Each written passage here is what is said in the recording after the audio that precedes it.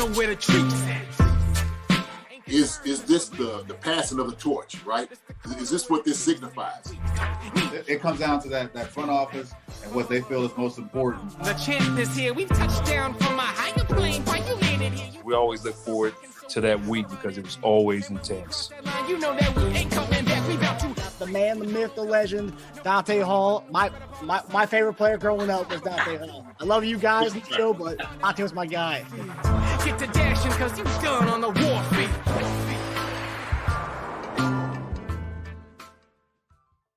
This episode of Chief Concerns is brought to you by betonline.ag. BetOnline is your number one source for all your sports betting needs this season. From baseball, golf, soccer, right to all the top fights in UFC, MMA, and boxing. Every stat, every matchup, and even live odds and spreads while the games are being played. When the game's over, head on over to our online casino and get in on a game of blackjack or poker, or unwind with one of our over 150 slot games. Head to the website today to get in on the action.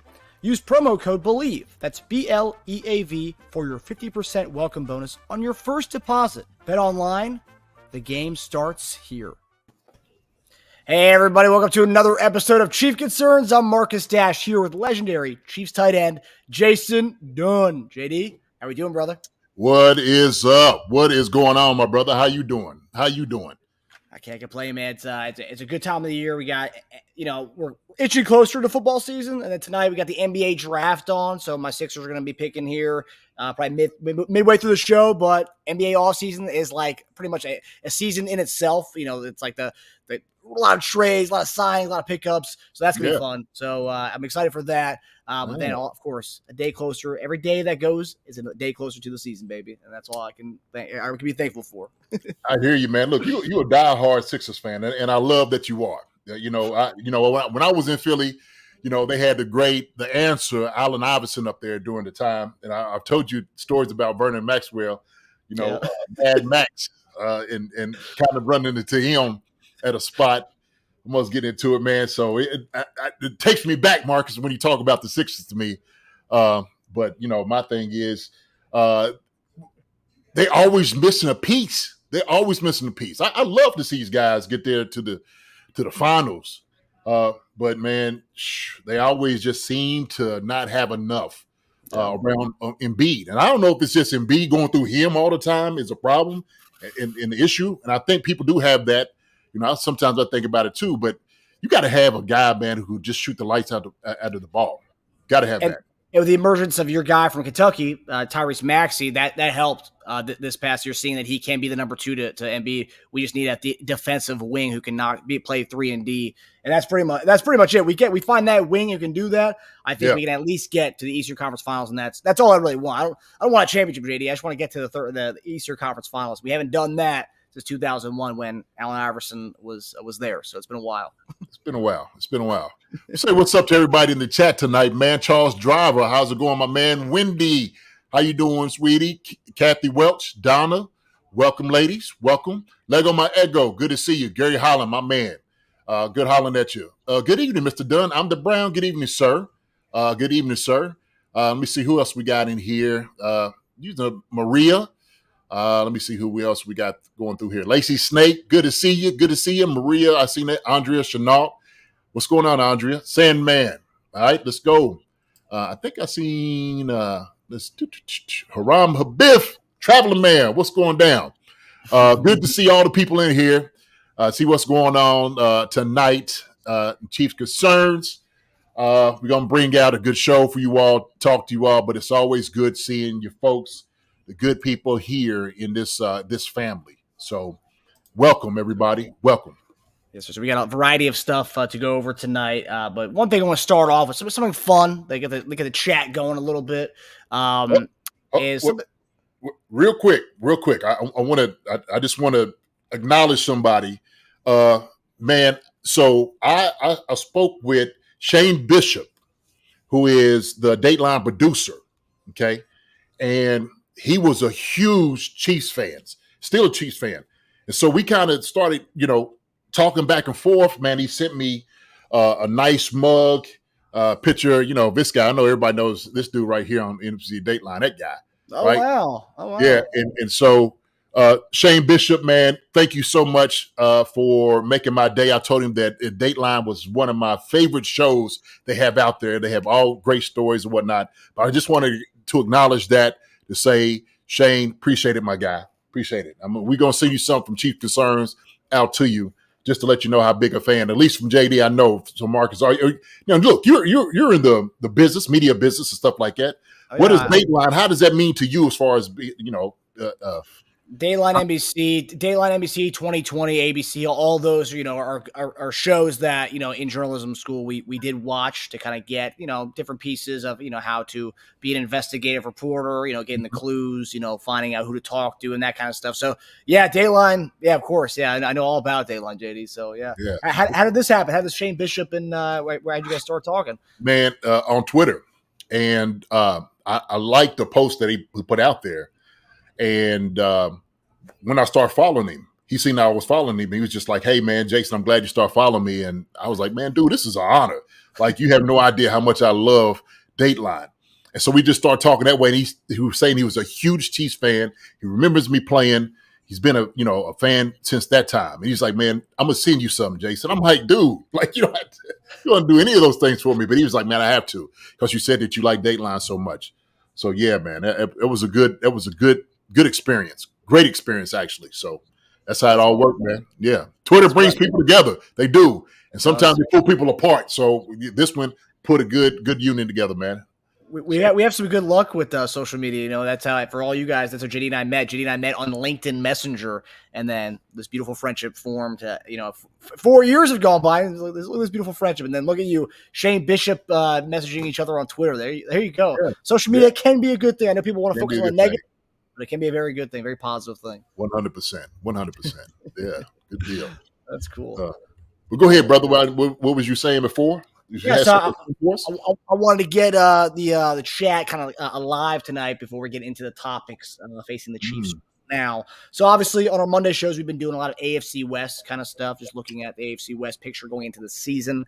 Mm-hmm. But we'll do a little bit of historical aspect of it. So JD sent me this thing on Instagram, this post here, and got to get everyone's insight on it, especially yours, JD, because we haven't actually had a chance to talk about it yet. So this is the all-time AFC West teams offensively and defensively. We're going to go over that right now. So please, guys, I want to hear what everyone has to say in the chat tonight. So here we go. So here it is, JD. Oh, man. All-time AFC West. All-time AFC West offensive teams. So JD, I want to hear you play with some of these guys on this list here. So I got to hear your take on this whole thing. Oh, yeah. Woo! Okay, so we got Tim Brown, wide receiver, Tyreek Hill out there, the other wide receiver slot. You got Keenan Allen, the Damian Thomas as the running back, Patrick Mahomes quarterback, Terrell Davis, other running back, TG, Tony Gonzalez as the tight end, and then you finish up on the line, Willie Rowe, Gene Upshaw, Jim Otto, Will Shields, and Ron Mix. I like it. I like it. I like this right here, all-time AFC West offense. Man, yeah. It's hard because everybody has their own, personal guys that they like. I don't mind this group right here. I think this group right here could beat any team you put out there right now against them. But yeah, man, Willie Rowe, Will Shields, and Tony Gonzalez, man, those are guys I played with. Hall of Famers, and without a doubt, I think are deserving for this. It's a good list. And guys you played against, too, and LT and Tim Brown. Yeah, no doubt. So I got to say, my biggest thing here, and for me at least, would be RB2. I don't think Terrell Davis should be RB2. I'm not – I think TD was great. I think there's a lot of better talent as far as even if you look at the statistics. I think there's other guys who leapfrog him, and I guess his window was so small of being good. I just think there's other guys like say Marcus Allen, because I would say TD was probably with Bo Jackson kind of guy where it was very small sample size of how good they were. Marcus Allen would probably be my RB2. I agree with you. Yeah, Terrell Davis is kind of the question for me. And so when you're looking at it, I mean, shoot, you can even use, Priest and those guys. When you start looking at some of the numbers, Jamal Charles. I mean, you start naming some guys really that, could easily be RB2. shoot, even RB1 is a question. You know, LaDainian is, I mean, shoot. Ain't nobody know chopped liver, man, that we had in AFC West, though. This is a good list. This is a really good list. Now, obviously, people are going to be questioning, you know, hey, where about Travis Kelce, right? Tight end for Tony Gonzalez. I'm sure they're going to ask that question, right?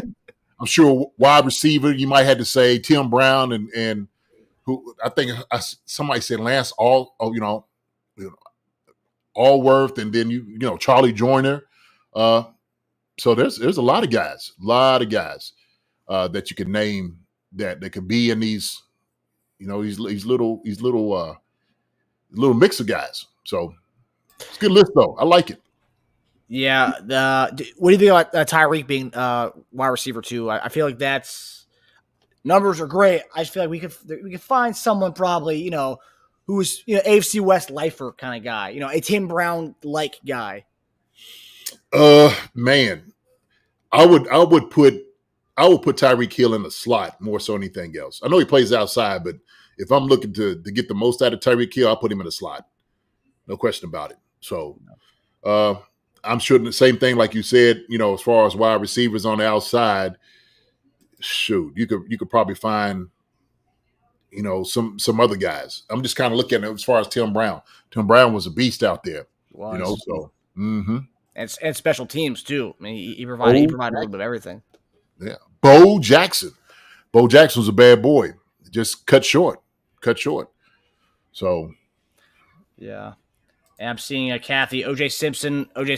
This is not AFC. This is AFC West specific. So this is all-time AFC West guys. Yeah.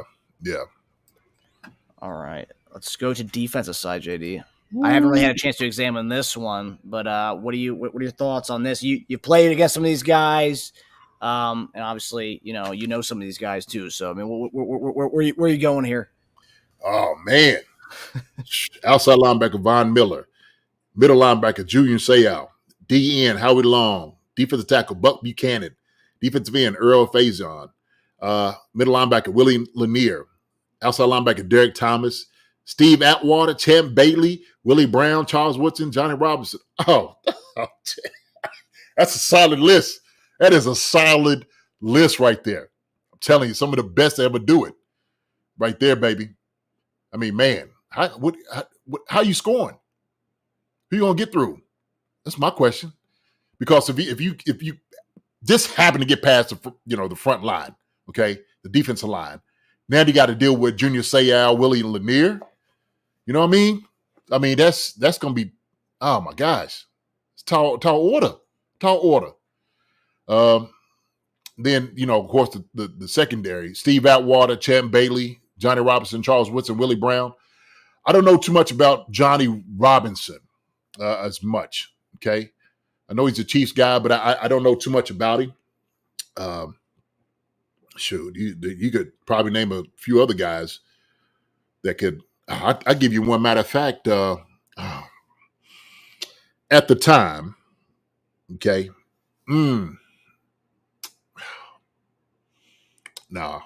yeah, I'm sure you could probably get somebody else besides Johnny Robinson, and he's probably you know supposed to be there. But this is a great defense. What do you think? Yeah, I would say as far as, I mean, Johnny Robinson, yeah, I mean, I don't know much. This is going back, obviously, with that. I would say kind of in that same realm as Willie Brown. What do you think about Dr. Death, Jack Tatum, being back there for a second? Tatum. Yes, sir. Jack Tatum with it, boy. That joker would have hit you with the clothesline. He'd be banned in modern day football. Yeah, he would. Yeah, it's intimidation factor right there. Yeah. So, I would say the one thing that stands out to me in this list, because if you look at the offensive side of things, it just kind of shows you how offense has evolved, whereas you got a lot of modern day guys on the offensive side, whereas defensively, the most modern day guy here is Von Miller, and you know he stopped playing in Denver like 5 years ago, so it's like that's the most modern day guy. And now after that, you got Woodson, who retired, probably, and then Champ. But yeah, I mean, but on the offensive side, you got a lot of guys who are playing right now, which is kind of wild if you look at it defensively to offensively. Oh yeah, no doubt about it. But this right here, man, is a good list. I think some of the question, and I seen this list, they were talking about and just on the offensive side of the ball, let me go back to get the offensive side of the ball of saying the tight ends, the best tight ends have came out of the AFC, and just the AFC West in particular. Gonzalez, Gates, Shannon Sharp, Travis Kelce. I mean, we're literally talking about 4 to 5. Yep, Chris Jones could be one, no doubt about it. Yeah, that's Chris could get in there in the rotation. So those Lyle Zato could be one. So there's some guys. There's some really good, some heavy hitters, man. Heavy hitters right here in the AFC West offense. But to have 4 of the 5 best tight ends coming out of the AFC West, imagine that. Really, 4 out of 5. Yeah. 2 best being Tony Gonzalez and Travis Kelce. So from the Chiefs. So this goes along with what you say when everyone always asks you, Kelce or Tony Gonzalez, and this list, impartial person, Tony Gonzalez over Travis Kelce in the starting offense here. Yeah, I mean, Tony got the records. He got the records, and Travis is creeping up right on his heels with everything too. So it's good. Yeah. It's good. Good list. Fun list. Really fun. Yeah, I love this. So another before we get into topics, another thing that I wanted to share with maybe some of our Kansas City based audience. If you guys are into Christmas movies, Chiefs will have a Christmas movie this year. It's called, let me go to it. And also too, I want to make sure you guys know, if you do live in the Kansas City area, they are looking for extras. So if you go to the website, and you guys can actually apply to be in the stands for the filming of this movie. Really? To be an extra, yeah. They're looking for bodies for the filming of this movie. So this movie it's literally like a Chiefs love story. That's what it's called. The movie's called "In a Holiday Touchdown: A Chiefs Love Story." Here's the plot. I thought the plot was great just because it's like, I'm not really, my girlfriend and family members love these Hallmark movies. JD, I don't know if are you a big fan of the Hallmark Christmas movies? Are you a fan of those? Yeah, I am. Yeah, of course. They're nice, positive, love them. They're always like, upbeat, and there's always a happy ending. That's the one thing I do love about them. But Chiefs love story. Alan Higman is sure that her family's Alana Higman is sure that her family's lifelong history as Kansas City Chiefs superfans makes them a frontrunner to win the team's Fan of the Year contest. Derek, director of fan engagement, is tasked with evaluating how Alana and her family stack up against the other 2 finalists.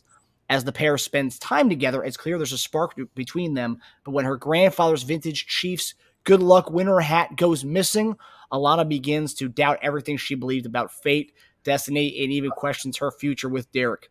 Unless, that is, a little Christmas magic can throw a Hail Mary. So that's the plot of this movie. Oh, wow. Jeez. Okay. So very, very Chiefs based in this one. I read online. So Holiday Touchdown Chiefs Love Story is seeking extras. Bodies will likely be needed, especially for scenes set to be filmed at GEHA Field at Arrowhead Stadium.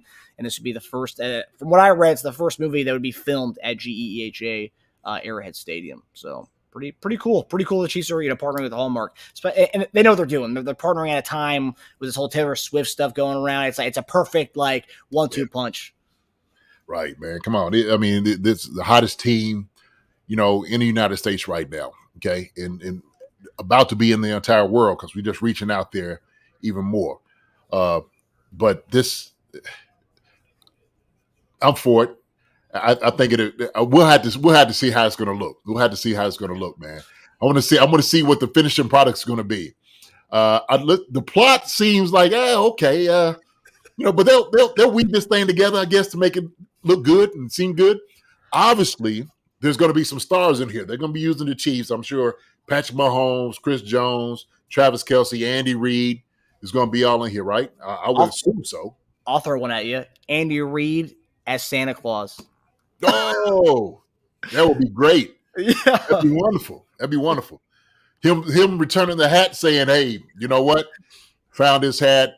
Merry Christmas, whatever you want to do or however you want to do it, and let them be the super fans and win the whole thing, right? That'd be amazing. Yeah, I was reading this. I was like, there's got to be a way they could fit in Kelce, Mahomes, Andy Reid. And I'm like, oh, Andy Reid. I was like, Santa Claus. He'd be a perfect Santa Claus. I mean, he'd be great. Big Red is his nickname for crying out loud. Right. I mean, There's only one other big red. It's Santa Claus. That's big red.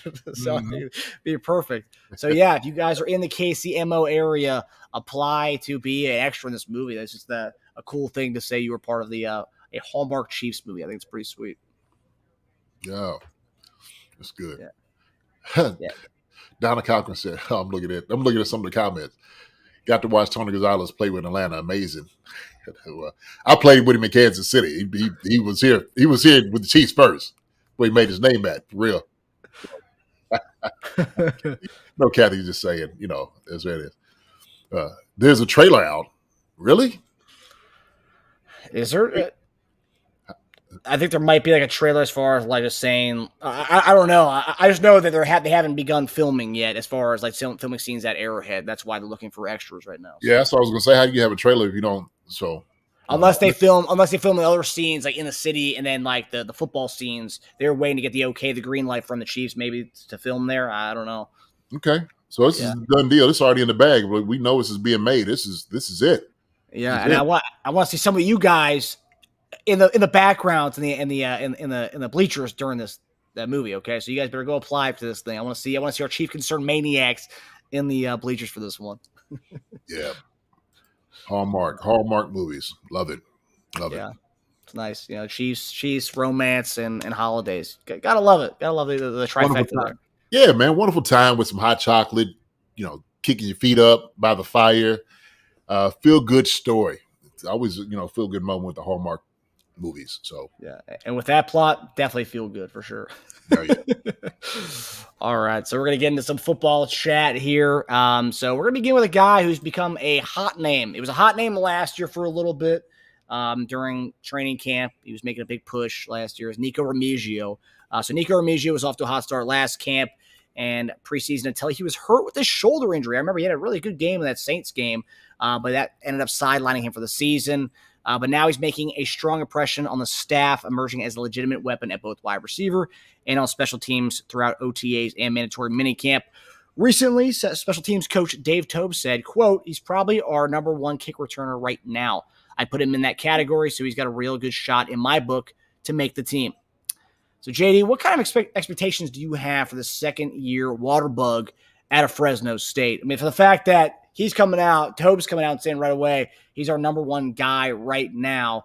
And honestly, for all the LRZ people, it should kind of scare you a little bit that Remigio's got the head up on LRZ right now. But I think it's high praise for Remigio for Tobe to come out right out and say that the guy's inked at number one right now.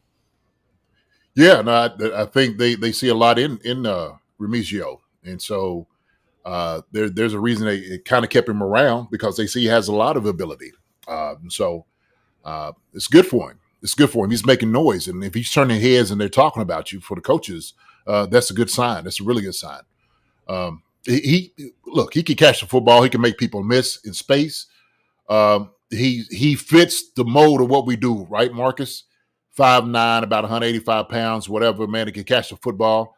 He can go up and go get it. I remember a couple of catches he made in preseason. He went up and go get the football. And so we need a spark like that. We need a guy that could definitely deliver. And so if he's a return guy that, Dave is saying is probably our number one kick returner right now. So I love the word probably, okay? Because it's like, okay, he is, but there's other people, but he's probably in the whole scheme of thing our number one. But there are other guys too that we're thinking. So, Dave is just saying like he has a real legitimate shot of making his team. So, we're pushing for it. We push for all these guys to make it. But I do like his attitude. I like his skill set. I think he's a guy, man, that brings a lot of energy to what we do offensively. And so if he's going to do it on special teams, man, I think it's a winner. We just have to see how everything plays out, man, because it's going to be a great competition in that room. We said that. We said as much. So it all depends. It all depends how it's going to work out in training camp, preseason, how's it going to be. Do we have room enough for Nikko Remigio on our squad? That's the question. So, Yeah, his numbers at college. That was one thing. I was a big fan of him. Watching a lot of Mountain West games. I gotta see a lot of Nikko Remigio when he was at Fresno State. Just his numbers. He was his last year there. He was the second team All Mountain West wide receiver and punt returner. Became the first Bulldog to earn two positional honor. Where's his special team stats? So he was All Mountain West first team punt returner. He was fourth team kickoff returner in I guess overall. He was ranked number 4 at FBS in combined kick returns, was the Mountain West leader in punt return yards, and was the led FBS in punt return touchdowns. So he led all college football in punt return touchdowns. Was one of 3 players in the Mountain West to return a punt for a touchdown in that season, and the only one with multiple. So I mean, I would say it's punt return, but I mean that's impressive. Yeah, no, that is impressive. Me being a special teams coach, I used to look at all the rankings and how it was nationally where guys fit in, and being up there, man, it's a tough thing to do. To be honest with you, to be up the top 1 or top 4 at all the schools in this nation, and he's leading the pack. A lot of it goes into the scheme of it, but also too, that's the guy's ability. To make guys miss. You can't block everybody. Sometimes you just got to be able to make guys miss in a phone booth. I always say that all the time. It's what made Dante Hall so dangerous is he had the escapability. He could make guys just absolutely juke them out of their shoes, just break ankles. And I've seen film where Remigio, he has that about him too. So if he brings that to the table for us, man, I love it. I love it. It's always a question of, does he get some snaps on offense too? So, well, and you always talk about we talk about guys like at the end of the wide receiver list. We're going to talk about another one later on the show, but you always talk about the special teams. Can you contribute somewhat on special teams? Absolutely. And if this guy looks solid on the offense and he's looking like the number 1 kick returner, and Tope's saying he's got a real chance to make the team, that tells you because he's going to give you a little something on special teams. And one thing too, this is interesting because when you talk about his moves and making guys miss in a phone booth, our receivers, JD, we haven't really had a lot of guys who had a lot of wiggle. We had a lot of straight line fast guys, right? But since Tyreek, we never really had guys who had a lot of wiggle because Tyreek was straight line and he had some wiggle. But yeah, I mean, Remigio might be one of the only guys who's got a little bit little juice, a little zest on as far as making some moves, looking like a little water bug out there. Because if you look at his highlights, I mean, yeah, he looked like a water bug out there. Yeah, but I mean, shoot, everything I've seen, he has it about him. I think I'm not mistaken. I don't know what his 40 time was. I don't think it was really fast, but it doesn't. I don't think that.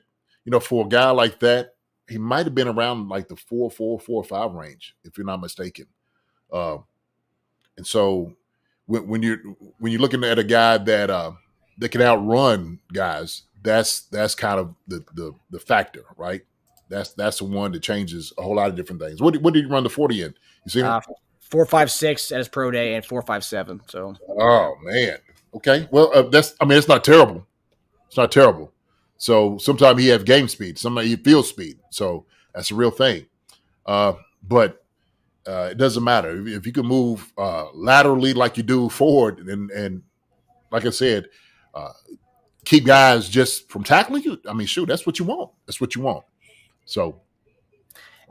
And this is something that when you talk about the LRZ effect, which everyone always talks about, LRZ, is when we say a guy who's been playing football for such a long time, which Remigio has, right?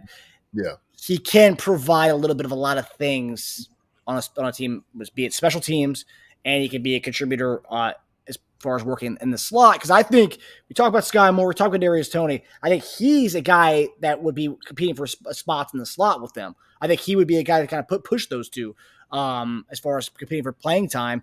And the fact that he can do a lot of things and contribute on special teams, I think that's where it's like, when you talk about the roster, those fringe guys at the end, this is the kind of guy that LRZ is going to have to be battling it out for. And that's why it's like, man, it's not a foregone conclusion that he's going to make the team, So because you have guys like this. Right.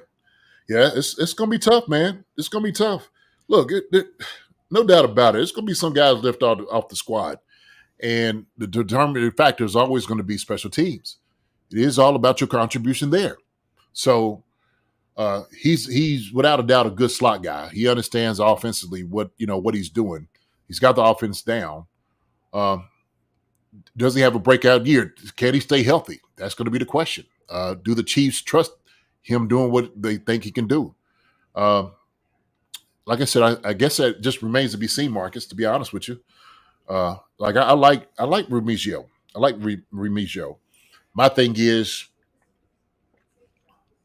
do the Chiefs love him? Do they love him? That's the question. Tobe's a big fan as of right now. Fan right now, probably our number one. Probably. So we always know toward the end when you make the cuts, you make a determination.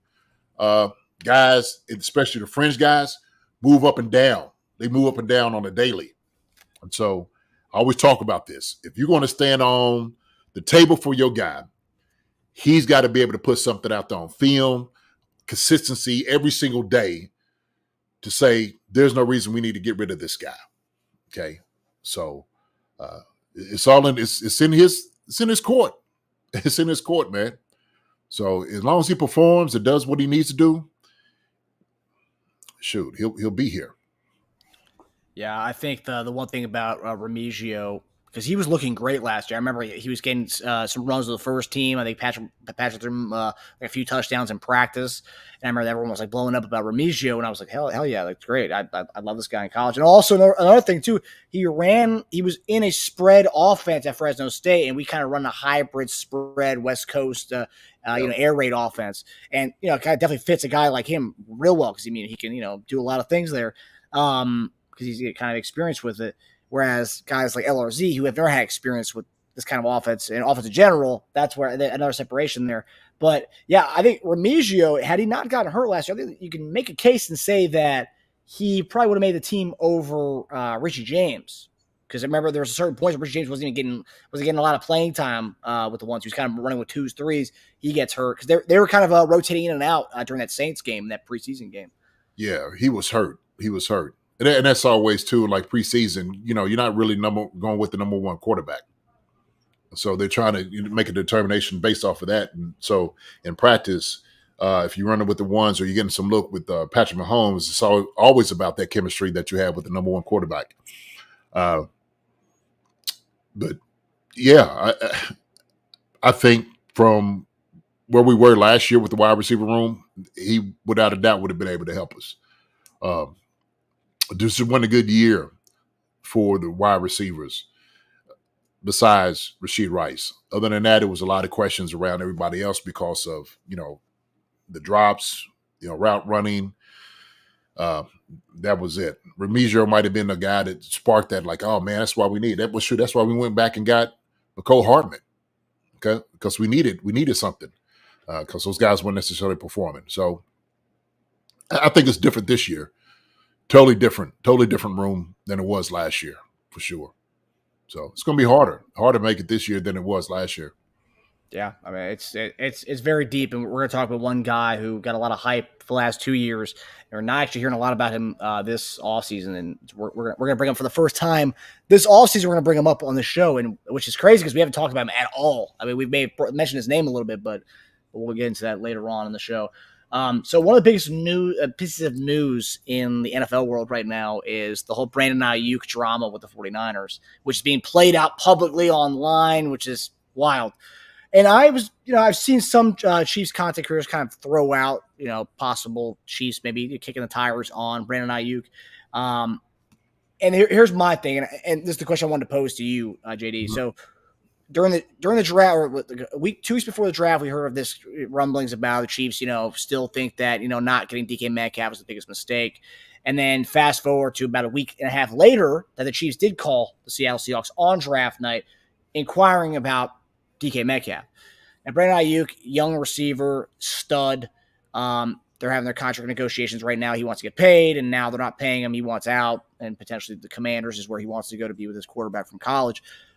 Are you surprised? And are you surprised that you haven't heard any rumblings of the Chiefs going after Aiyuk?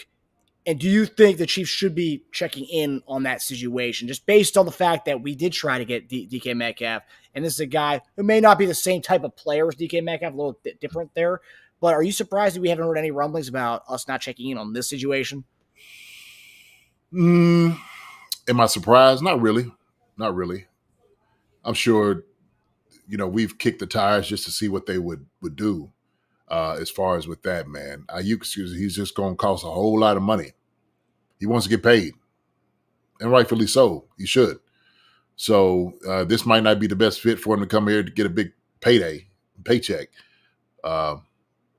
But yeah, I don't think, Gary Holland too expensive. I think that's what it is, really. He's a talented wide receiver. We understand that. Look, everybody's going to capitalize on what they've been able to do in the league. No different from him. And so I don't know.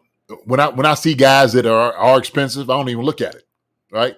If I see guys drive around Lamborghinis and stuff, I'm not even going to look at the price tag. Why? Hey, I'm not going to get one. So hey, we'll deal with what we got. We got capable guys here, hopefully.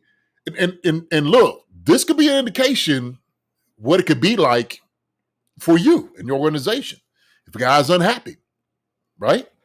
But we kind of had to get past that with Hollywood Brown. Hollywood Brown was like, look, you know what? I know where I want to be, have a chance here. He's starting to love here in Kansas City. We got our guys. I think we got our guys, Marcus. I think we do. The question is Rashee Rice. That's the question. Rashee Rice comes back. We got Hollywood Brown and we got Xavier Worthy.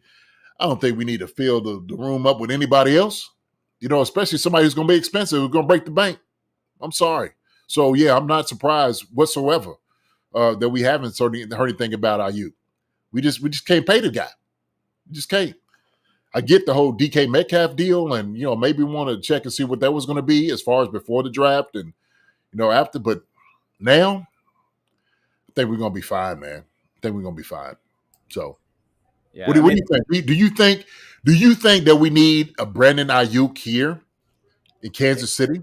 I think it'd be a luxury. I just think long-term outlook. It's if Hollywood dominates this year, will he be close to what when he wants to resign? Will it be close to what Aiyuk's gonna be asking for? I don't think so. I think Hollywood's still going to be much cheaper than Aiyuk. It was just a question I wanted to ask because when you look at DK Metcalf's the next 2 years and his cap hits, he got $25 million a year, or $25 million next year, or 25 this coming season, and then the following season about 29 and a half, so $30 million. Which is who's this? DK Metcalf's contract the next 2 years. There's 25 mil and then 29 mil. And the fact that we were interested in doing that surprised me because we talk about we're not paying receivers, but we're interested in going to get DK Metcalf is making 25 and then 29. It's like interesting. So we are willing to pay for some guys, not other guys. So yeah, Aiyuk, if it was in that same ballpark, if that's what he wants, I think he wants way more than that. So obviously, that's 25 and 29 would be a bargain compared to what he wants, I believe.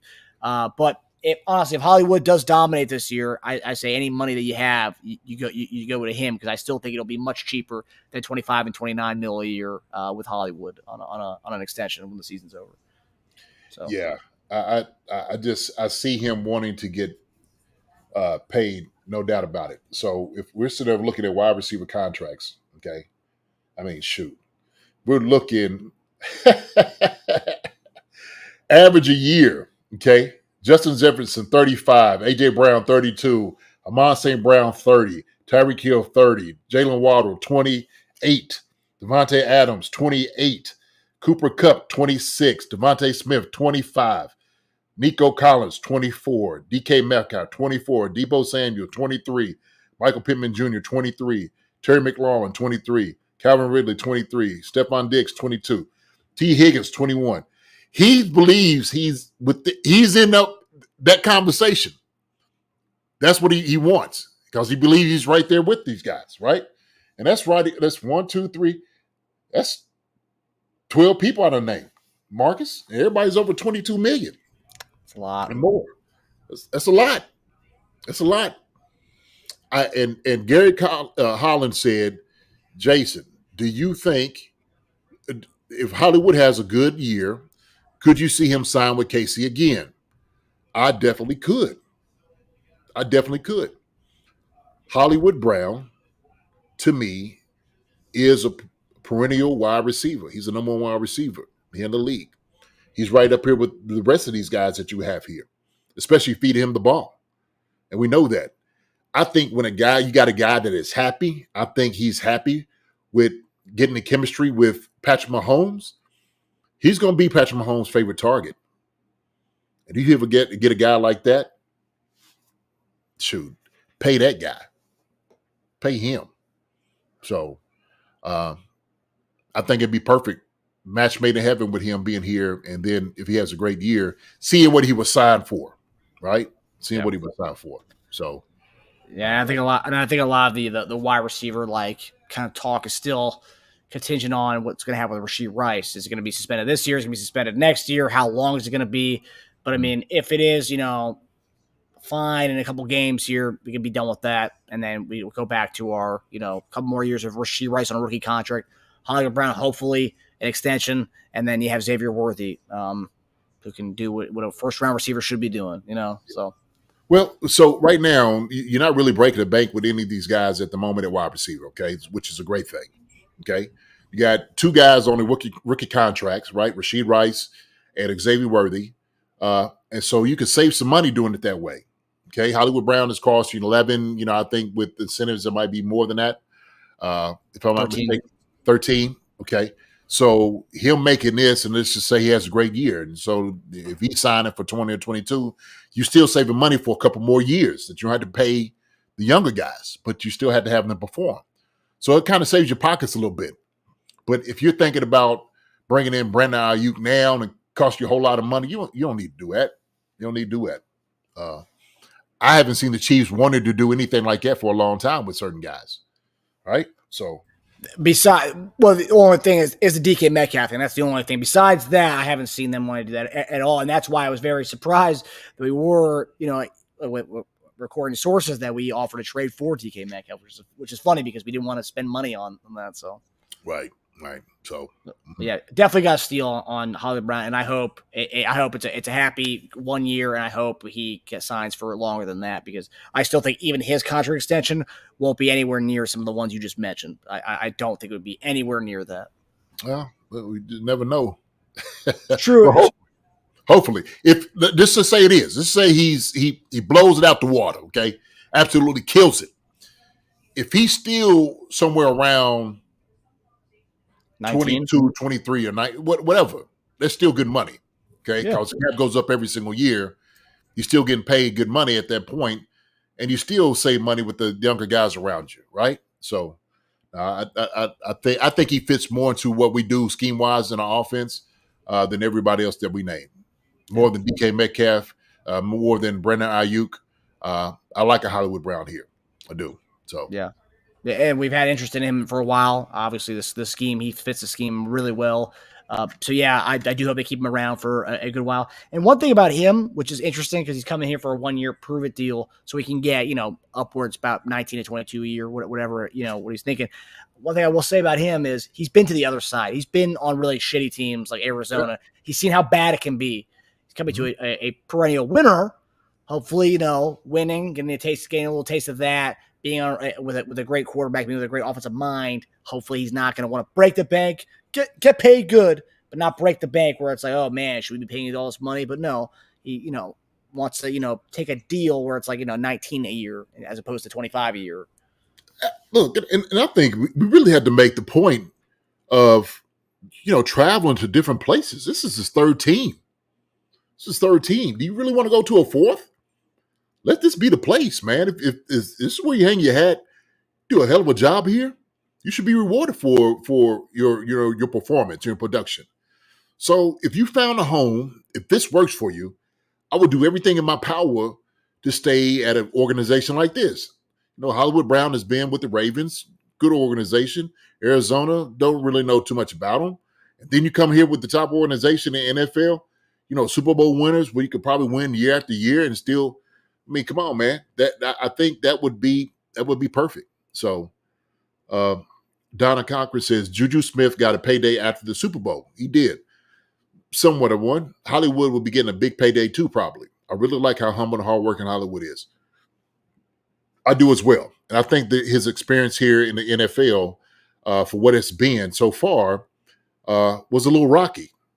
And so I think now he appreciates where he is. And that perfect word, Donna, humble. I think he's been humbled by the experience he's had here. So that gives you a whole different perspective on things, how they do business, really where you want to be. I think you really got to do a deep dive into what it is that you really, truly, truly want. And so hopefully he's found his home with the Chiefs, man, and with Andy Reid and Patrick Mahomes. So I would love to keep him here, man. Definitely love to keep him here. Yeah, he's really embraced it from day one. Like 2 days later after he signs, he's in Texas with Mahomes. So, yeah, he's really embraced it, and I think the rapport has been so great already. And I personally don't – if I had a bet on if he would stay in Kansas City after the season, I would bet that he stays. They work out a good, amicable deal that maybe even gets signed during the season, to be quite honest with you. That's what I think. And obviously, things have to go well in the season. He has to be injury-free. Things have to be working smoothly, and I think that he'll end up staying for a good while. So – and hopefully that and alleviates all the wide receiver questions. We don't have to talk about wide receivers anymore after this offseason. Yeah. Mm-hmm. And speaking of wide receivers, is everyone's favorite offseason guy in Justyn Ross. So it's the first time that we've talked about Justyn Ross this offseason. So one of the biggest names we talked about last year was wide receiver Justyn Ross. He made a few highlights during minicamp, which the Chiefs Twitter account, they love showing highlights of Justyn Ross because they know what gets them clicks and retweets. He made a few nice catches during minicamp, and he also made a few nice catches during last season before his season was cut short due to some off-the-field legal stuff. So, JD, obviously there's a lot of talk on – we talked about Remigio, and there's a lot of guys at the end of that wide receiver room because it's a pretty full-packed, talented room. A lot of guys do a little bit different things, and he does provide something different that nobody else does in that wide receiver room. Yeah. But based on what you saw last year, and it's very limited to what you saw in during the regular season when he did play – what are some of the things you want to see this year and things that you think that Justyn Ross needs to show out this year in order to kind of make the team as far as making that last, whether it's the 7th wide receiver spot, the 8th wide receiver spot, how many they depend on keeping. But what are some of the things that you think that he needed to kind of shore up this year in camp this year in order to kind of maybe secure him a spot again on the team this year? Well, probably the playmaking ability. The wild guys. The wild organization. I think that's what he has to show. He still has to show. I keep going back to it. The one-handed catches in the breadbasket. He's going to have to keep doing those over and over again to be considered being on the 53-man roster. Does he have it in him? Absolutely. He's a talented wide receiver. Obviously, the hiccup he had last year, kind of derailed him, and rightfully so, because I keep saying it over and over again, playing in the NFL is a privilege. It really is. But Justyn Ross, man, he just got to get everything, in order. He just got to keep focused on what he can control. That's it. And that's playing on the football field. And when he's, off the field, controlling that part of his life too. Okay. I don't think we have any more issues as far as with that. But I think Justyn Ross, he understands the position he's in. Sometimes it becomes, reality sets in and hits you that this could be my last day. I could be going somewhere else. I don't know. The Chiefs, took a chance on me, bringing me here medically because I wasn't necessarily cleared, and some teams are, off on me because of it. They were scared from it, but he just has to just keep making plays, Marcus. He's got to keep showing and display a skill set that you said we just don't necessarily have from anywhere else on the team, right? Go up and go get it. That's what he can climb the ladder, go get it. Okay, he can do the back shoulder throw. He's very athletic in the air. Okay, that's what you want to be able to see, a guy who's athletic in the air. He can do those things. So that's what it's going to take for him. Also, too, we talked about special teams. What can he show on special teams? Well, it means going down as a gunner. You got to go down and make some tackles. You got to be able to block guys. You got to find something that you got to do that other guys are not willing to do. So even if you do get out there on offense, go block a safety or a linebacker, okay? Go put your nose in it. Knock a guy off his feet So just keep showing up. Keep showing up. That's what it's all about in the NFL, man. Like I said, this right here is it's all about production. It's all about the wow factor. Okay, if you're the fringe guy, you're one of those guys that on the very end, you got to keep showing up every single day, and that's what Justyn Ross have to do. So it's going to be tough, man, for these guys to make the team. We said that. Justyn Ross is another guy that's right there on the fringe of this thing. So other than that, man, I don't really have any other, anything to say. We seen it. Look, they kept you around for a reason, but they're going to get tired. They get tired of just keeping around, man, just keeping a roster spot if you ain't showing what you could do, right? So that's what I think. Yeah, the interesting thing about him is, so he was starting to get more snaps because remember they were starting to rotate the receivers more. They were starting to get MVS out of there more, getting him in there more. And I think he had that Minnesota game. He had that back shoulder, nice catch, and he had a great game in that one. I'm looking at his stats now. He had 4 targets that game, 2 for 28, and one was the long one on the sideline back shoulder, which we thought we were going to start to see a little bit more of that. And then I believe so. Yeah, after that Minnesota game. Yeah, he didn't get any other targets up until he played he got a catch in the Raiders game, on the Christmas Day game, 1 catch for 2 yards. Didn't play against Cincinnati, and then against the Chargers, 2 catches, 17 yards. But that was the game where we rested everybody. So, I mean, yeah, the everything that went off the field, that kind of derailed his season as far as his progression. And hopefully, he's back and right. And he's been working out with Mahomes in Texas. He's been looking great at minicamp. Apparently, from people who were there. So, I mean, he's back. It's just that I think the one thing that will benefit him is if Rice does get suspended. I think that's going to be good for him as far as being able to make the roster if he is on the cusp. But if Rice is not there, I think that gives him more of an opportunity, more of an opening to kind of do what Rice does in certain routes, because obviously the quick screens. Sure. I don't think he's a quick screen guy like Rice is, but I think he can operate some of what Rice does on the outside, and I think Ross can do that, and I think that would be beneficial to him if Rice is suspended first half of the season. Look, he's a matchup nightmare in the red zone. Just considering his height, we were just talking about DK Metcalf having a bigger body receiver. Him being 6'4", like I said, going up and go get it, those are the things we just miss in this offense. And we said Rashee Rice should be able to catch those balls. We don't want to use Rashee Rice in the slot as much, okay? We got slot guys. Hollywood Brown would probably fit in the slot better than Rashee Rice. We want Rashee Rice catching the back shoulder throws. We want to throw the ball up so he can go up there and snatch the ball out of the air, right? With his strong hands. Justyn Ross has all those things. Let him stretch the defense. Let him go get it. So being 6'4", 210 pounds over a 6 foot 5'10" DB, that's a great matchup. It's a great matchup. So, yeah, he was coming in, like you said, he was trying to rotate with, MVS. Well, shoot, he could have, if everything didn't happen, he probably, who's to say he might have taken that over.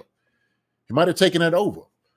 So, I mean, I'm just encouraged. I think when you do have a guy who's 6'4", 210, and I said this is a small man's offense, you got to increase the game. You got to increase, some versatility, what you do offensively. And so, Andy and them see that. They see it in this guy. We just got to utilize it. Utilize what you have. Exploit your guys for what they can do. So, hopefully, Justyn Ross sees a lot of those looks in training camp. That would be the time to do it, to try out every little thing you could possibly think about using Justyn Ross for. Throw it. Hey, Justin, get in for this play. Andy, we run it. Okay, sure, do it. Run the offensive way around him. See how it looks. So I just think, man, he's different body type. Embry said he does things differently than other guys in the room. Beautiful. Utilize it then. Use it for everything that he's got. Sure. He wants that. So I say, man, give him what he wants. Let's see exactly what this guy can do. Unleash this guy and just ball out.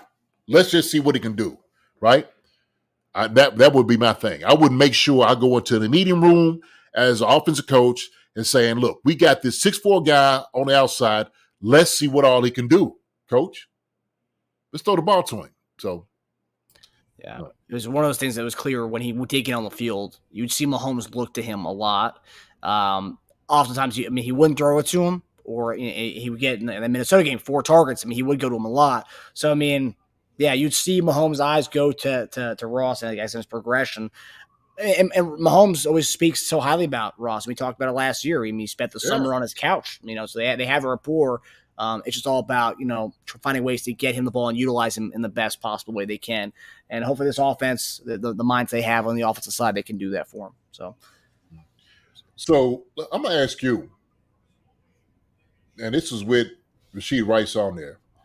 Give me your 7, because I think we may keep 7 receivers. Give me your 7. Whew, okay. All right. Uh-oh. All right, so Rice, Hollywood, Worthy. So yeah, gosh. Whoa, wait a minute. Hold on, we got 7. You only named 3. I know. So obviously the 4th one should be Watson, and I'm not the biggest Watson guy, and I know he's probably going to make the team. And this is what I think is going to happen, by the way. This is not who I would want to make the team, by the way. And I know we have a lot of Watson fans in the chat, but this is who I think is going to make the team. So Watson would be on there at 4. Okay. Hardman 5. And now we have the KT, Sky Moore, and Remigio, Justyn Ross debate right here. That's a lot, man. We have a lot of receivers. So we're both going to say 7, right? We're going to say 7? 7. Okay. I'm giving you 7. We got 7. Okay. So right now we got Rice, Hollywood, Worthy, Watson, Hardman. So that's 5. So we have 2 more slots left, and we have KT, Sky, Remigio, Ross. Oh boy. Uh-oh. All right, so I'm gonna go. Remigio. So okay. So Remigio at 6. 1, 2, 3, 4, 5, 6, 7, 8, 9. That's 9 guys you named. Yeah. So the ones who are on the outside looking in right now, I have 1 more left. So we have Rice, Hollywood, Worthy, Watson, Hardman, and Remigio. So that's 6. So I got 1 more guy left, and the guys that we have on the outside looking in are KT, Sky, and Ross. Okay, so my last with the 7th and final guy on the wide receiver list, I think. Oh man. Okay, go ahead. I think KT makes it on that as a 7th guy. So I think Sky and Ross on the outside looking in. Okay, so 7. So we're talking about keeping guys on a bubble, right? Obviously, you can still do a couple of these guys, Ross and Remigio, on the practice squad if you needed them. Okay. But from what I'm understanding, I want definitive 7. Okay, Marcus? Who do you want to see make the 7? Let me put it that way. Who do I want to see make the 7? Yes.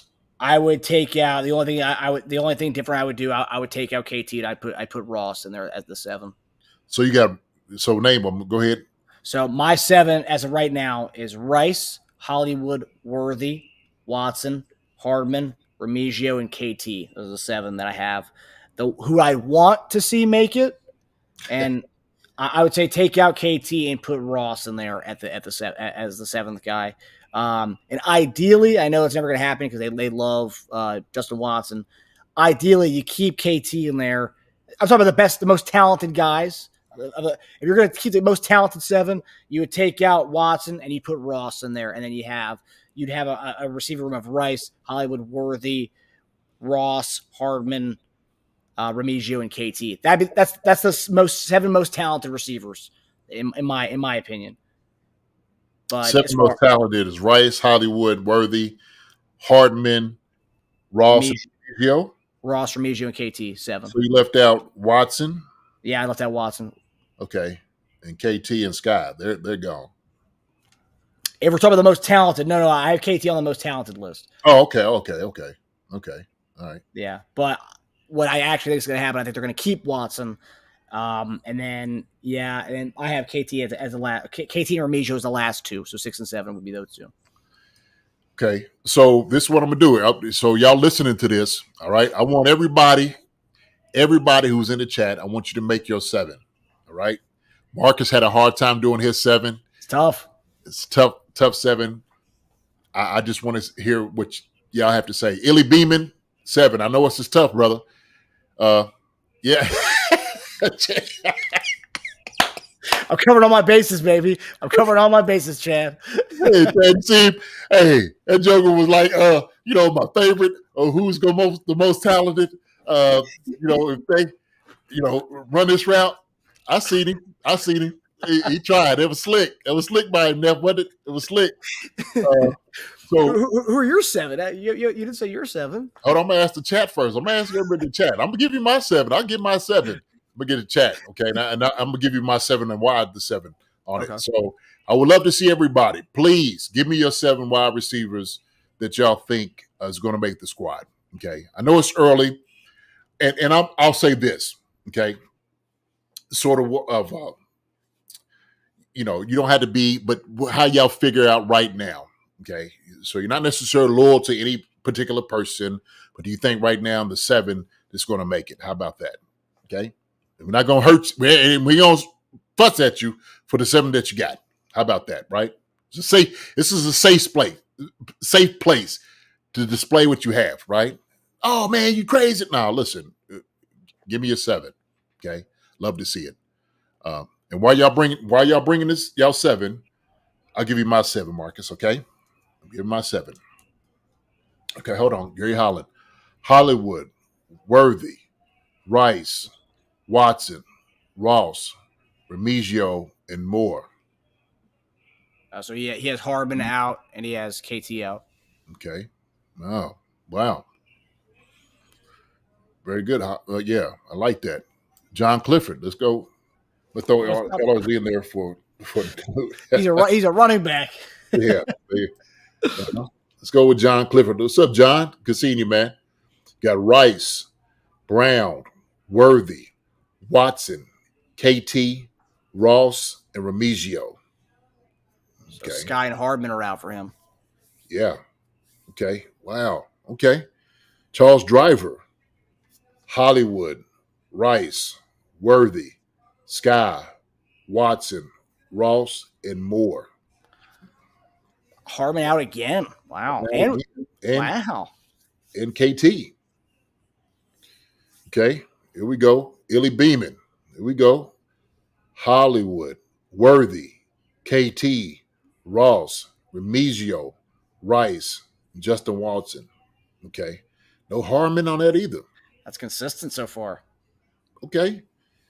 Harama Biff, Hardman, Tony, Remigio, Worthy, Rice, Brown, and more. Hold on. You might got 2 now. 1, 2, 3, 7. 4, 5, 6, 7. Let me go back through your list again. Hardman, Tony, Remigio, Worthy, Rice, Brown, and Moore. Okay. All right. Not bad. No Ross, no KT. No Ross, KT. Now KT's in there. He don't have Watson. Kathy. Okay, Kathy, see what you got. Hollywood, Rice, Worthy, Watson, Nikko, Sky, and Aiyuk. Okay. All right. Oh, friend of the show, Jaron. Okay. Yeah. Like it. Not bad. Andrea. Let's go, Andrea. What you got here? Okay. Hollywood, Rice, Watson, Hardman, Ross, Worthy, and KT. Okay. Solid list. Who's missing on this one? That was on that one. So no Sky. Yeah, no Sky. No Remigio. Yeah, no Sky, no Remigio. Okay. Not a bad list, Andrea. Okay. See who else? Okay, so I'll give you mine. Okay. I'm giving you my 7 guys. Okay. I think Rashee Rice makes it, obviously, considering everything that's going on with him. I do believe Rashee Rice is going to be one. Hollywood Brown, no doubt about it, makes it. Xavier Worthy, first-round pick, is absolutely there. I do believe that Mecole Hardman is a guy that they like. He's going to be there. That's 4. Now, my next 3 that I'm looking at, I do believe it's going to be Sky Moore. I think Sky makes it. I think they like Sky, what he can give.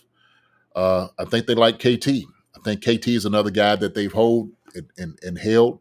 They believe in him. And I think they're going to try to keep KT.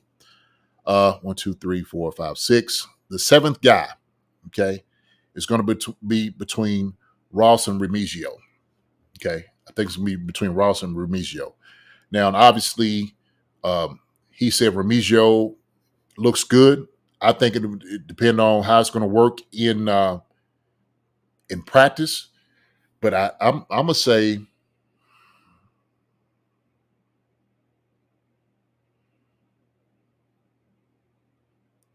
I had Ross before I had Remigio.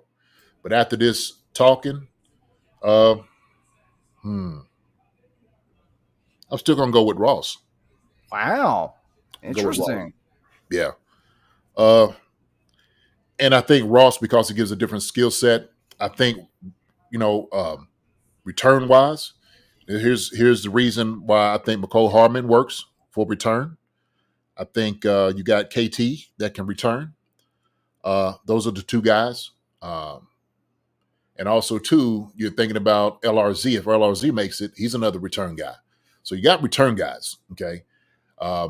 So does that take away from Remigio's necessity? Sure. I think it does, okay? I don't think you become redundant in the room. And so that may just be one of those things, right? Unless he just completely just blows it out the water, okay? But Ross, I think Ross goes over top Justyn Watson. I like Justyn Watson, but I do believe that Justyn Watson is limited. They seen what they could get out of him last year. It wasn't enough. I don't think it was enough. And so he may be one of those guys on the bubble, and he may be let go just because of it. So this is mine, all right? And like I said, I like Justyn Watson, but I think for them, they're just going a whole different direction. I think Ross, if he's going to be that guy, he takes over what Justyn Ross was able to do, okay, being a solid guy out there. Yeah. So let's look at some other ones. Hannah, Hollywood, Worthy, Rice, Remigio, Hardman, Watson, and Ross. Okay, it's good. Look, and I'm gonna say this. I think everybody has a good list. I think everybody has. You could argue any of these names that's in here. Every single one of these people, every one of y'all that's naming these guys, there's a good list. Like somebody said, this is a great problem to have. It really is. Some teams don't have that. Last year we didn't have this. And so now, because of, we got Hollywood here and Worthy in the first round, it changes things a whole lot. Charles Driver said, I could see them tossing a coin for the last guy. I don't know. They look, it ain't no coin toss. You have to beat guys out. You got to beat guys out. Donna Cochran, Hollywood, Rice, Watson, Hardman, Ross, Nikko, maybe Worthy or KT. Worthy's definitely making it. yeah, definitely. Yeah. Definitely Worthy or KT. So then everybody goes into the whole thing. KT is already paid and he's good. Yeah, but if it's the talent, right? That they're looking for. They're looking for this guy to hit. If he doesn't hit, I think that if they release him, they'll release him early, so he can kind of go somewhere. If that's going to be the tale with him. But I think they've had him here because they believe he can give a lot. We've seen it in return, right? We talked about the longest return Super Bowl history is KT. Okay. Ross is awesome. Yes, he is. Charles Driver. Watson made some clutch plays for us last year. He made some clutch plays. He did, but considering what the products were last year, what is that really saying? What is that really saying? There was some there was some plays he didn't make for us last year either, that he probably should have made. And so you could use that argument too, Charles. So the Chiefs are looking for consistency. Okay. Like I said, this is not a popularity contest. It's all about production. And so if we're looking at the numbers, right, what Justyn Watson had last year, okay, stat wise, what did he have, Marcus? I mean, kind of look at it. Gotcha. Justyn Ross or Watson? Watson. So Watson had 27 receptions for 460 yards, 17 average, 3 touchdowns. Okay, that's what he had. Can you get that production out of somebody else? Sure. You sure could. He was in that, as far as like they were talking about drops, not necessarily being on the same page with the right routes. He was kind of in that conversation. Like I said before, I like Justyn Watson, but the Chiefs may try to push to get somebody else. And that's something that Illy Beeman brings up a good point. We can't even hide anybody on the practice squad. True. And I want to hear your thoughts on this. I think with Remigio or Ross, if they went to the practice squad, I think they'd be snatched up. I think if Watson was able to go there, I don't think he'd be like claimed. I think we could easily send Watson to the practice squad, and I don't think he'd be like a team would go ahead and grab him. But I think Ross provides something that a lot of people don't have. Remigio provides a skill set that, you have water bugs all throughout the league, but playing the slot to be a return man, I think he brings a little bit more to the table than Watson does. And I think that Watson, you could probably put him on your practice squad, and as with the other two, they'd be claimed pretty fast. That's my opinion. What do you think about that? No, I agree with you. I think you can do that because if, as John Clifford says here, KT one mistake away from later. So yeah, you got a guy right here say this. Hey, you mess up, this other guy moves up immediately. So that's a good thing because you have guys in the waiting that can come here and play. So like I said, this is a great problem to have. But if you do have a guy like that, like Remigio, let's say he's not one of the 7. He could be on the practice squad just in waiting for these guys. And so I think that, you can make that decision. And look, this is how it happens too, Marcus. You tell a guy like, look, we're going to put you on the practice squad. If nobody claims you, if they do, fine, beautiful. Then that means you're going to be playing for somebody else. But if not, the culture, what we want from you. Just be ready when we call you up, okay? Because somebody could not be happy, right? Attitudes may, show up, prevail. That's when you could change things. And I'm telling you, man, right now, nobody's suffering any fools. Andy's not doing it. It's not going to happen. Harmon, good practice squad hangout. Nah, Harmon ain't going there. Harmon ain't going to do it. I don't think he's accomplished enough. I don't think he will be willing to go on the practice. I'm just saying. No, the only reason why I'd say I kind of agree with Sean there is the fact that last year he went pretty late in free agency before the Jets signed him. This year he wasn't being touched by anybody, and then we brought him back on a very small deal. They traded him for like a bag of chips back to us last year, and then we got him a couple of weeks ago in June. I think he's another guy that you could let go, and you could probably get him back on your practice squad. But who knows if he even want to do that? Yeah, I don't know. I don't know if he want to do that or not. How desirable is he going to other places? Some other teams may be like, hey, man, look, like we still see something out of Hardman. We could, might be able to use him. I think because he was with the Jets, teams, because he wanted to get paid last year. That was the thing too. Teams just weren't willing to pay what he was probably asking. That was a lot of it. That's probably why he was like, okay, we'll kind of pass on it because he was looking for a bigger payday than what he wanted. So I think it's a different scenario now. So I'm not going to say nobody didn't want him. I think teams wanted him, but they wanted him at a sweet deal, at a better price than what he was willing to give. So that's what I say. Like as far as practice squad, I don't know if he would do something like that. And I'm just going to say as a veteran guy,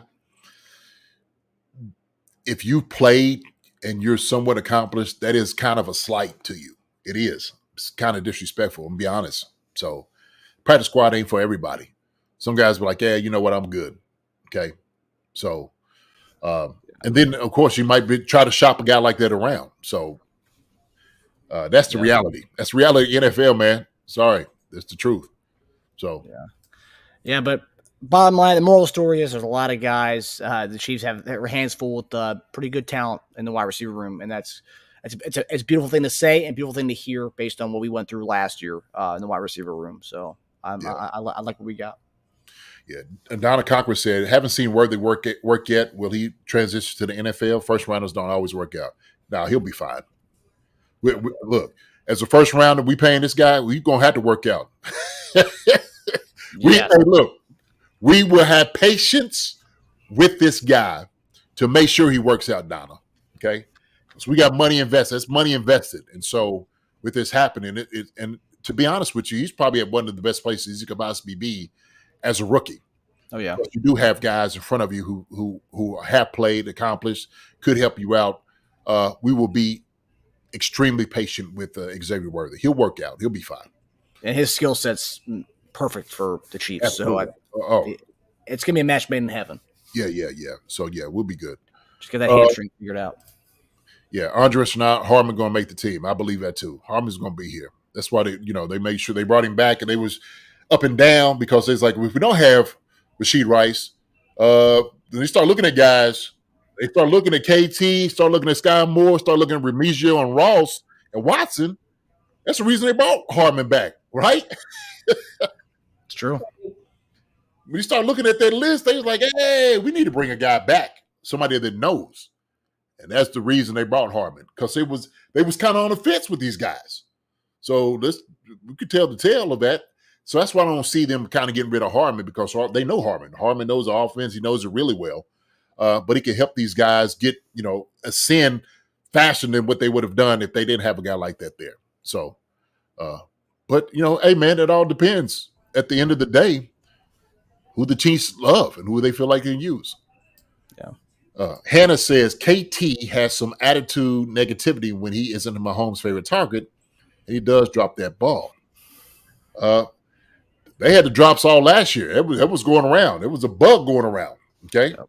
So maybe he's out of his head this year. That's what I'm hoping. I hope his attitude's changed. Hopefully we'll get something out of him, what he can give. Okay. Yeah.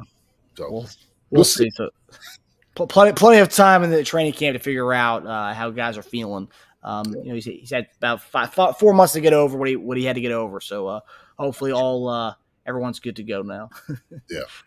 Hey, look. Hey, thank you all for your list. Every single one of you guys are right. Every single one of you. Okay. We just have to see everything shakes out. Andrea's laughing at me. We shall see, brother. Yeah. All right, guys. That comes to the end of our show. We hope you guys enjoyed it. We loved hearing your guys' takes on all y'all AFC West team. We loved hearing your guys' takes on the wide receiver room as well. Seeing what everyone's top seven. It was very a very tough task, JD. You got me on record on a few different scenarios. I love it. Neff called you out even more. Like, hey, Marcus has 3 or 4 categories. Why this guy makes it? He gonna make it. He said, okay. I was like, I'm just gonna listen. All right. I dance around everything, Marcus. I see you. Like, yeah. I was putting my Remigio with that. With that take. Good deal. Now, listen. Hey, look. Thank you all for joining us. Without a doubt, we had a great time talking to you all about this. We always love your input. No doubt about it. This has been fun. I love you all. We keep this thing going. All right. Peace. Illy Beeman, Donna, Kathy, Gary, Andrea, Wendy, Charles Driver, Michael Donovan. Okay. Good to seeing you, man. Harmon and Watson are proven floor, skill players, and others are potential. Yeah. We'll just have to see. Good take. Lacey, John, Hannah. Let me see. Who else are we missing? Donna, did we say Donna? I'm sure we did. John Clifford, good seeing you, my brother. Kathy Welch, if you're still here, good seeing you. Remember my Biff, traveling man. Everybody else, I'm the Brown. Good seeing you, Neff. You still there? Love you. Have a good night. We'll talk soon. Shoot, everybody else, Marcus, man, love you, man. It's a good conversation. Good conversation. Sleepy Face, seen him on there. So good thing. Good thing. All right. Yeah, great lively chat tonight, everybody. We loved everyone doing their thing in the chat. You guys make us laugh. You guys are good. But yeah, we hope you guys enjoyed our episode. We hope you guys have a great weekend, and we will see you right back here Monday night. Love you, everybody. Love y'all. Y'all take care. God bless. Y'all be good. Be safe. Hi, everybody. Thanks for watching. Subscribe here to get the latest from the show. Also, be sure to check out the best clips from Chief Concerns. And if you prefer to listen to the show, subscribe and follow us on Apple Podcasts, Spotify, and anywhere else you get your podcasts.